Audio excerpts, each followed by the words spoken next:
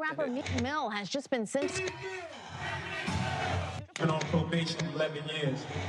Could have been a lawyer until they came and shackled you.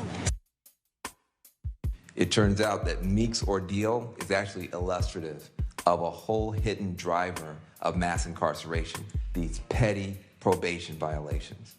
Now, once you strip away all the fame and the fortune, far too many of us recognize what Meek is going through from our own lives. We've seen our family members, our community members being endlessly monitored by the system and even stolen from us for the slightest little mistakes. He's been on probation for literally his entire adult life. Now, probation is supposed to be an alternative to prison that lets people move on from their mistakes and make a better life on the outside. But what it really means is that you are under the watchful eye of the state for years, and sometimes for decades. It's like signing a contract for your freedom, but the contract has little tiny fine print at the bottom that essentially guarantees that you will never truly be free.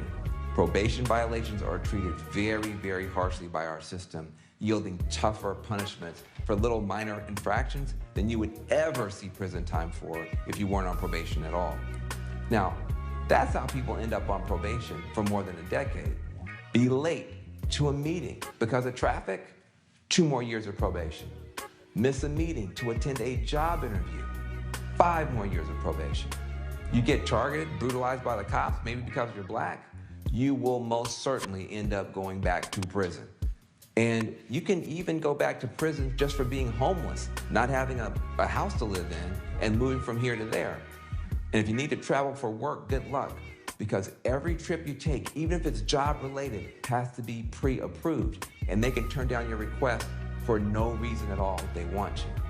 Now, what were these violations the judge decided were so essential that Meek needs to be in a cage for?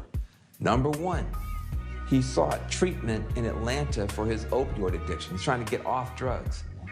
Number 2, breaking up a fight and protecting an 18-year-old kid who had already had a bullet lodged in his head. Number 3, he popped a wheelie. He popped a wheelie on his dirt bike while he was in New York City shooting a music video. Probation violations, parole violations, these are some of the biggest fuels for mass incarceration. In Pennsylvania, where Meek was sentenced, 1 in 3 prisoners is locked up, not for any new conviction, but just because of a probation violation. The use of probation to fuel incarceration is highly racialized. Black people are overwhelmingly and disproportionately sent to prison on probation and parole violations. In one study of 4 counties, black people were sent to prison for probation violations at rates between 55 and 100% higher than that of white people on probation. That's almost twice the rate. Judges and prosecutors have an enormous amount of power and discretion to reduce the systemic harms of the system in our communities. They should be holding themselves to a higher standard by adopting rules and policies that make it harder to fill up prisons with parole and probation violations. But we've got to hold them accountable when they've gone too far and start having a pattern of cruel behaviors that ruin people's lives. So please go to freemeekmill.org, where you can demand that Judge Brinkley recuse herself from Meek's case, and also you can find out more about how we can stop the harms from this unjust, ridiculous probation system.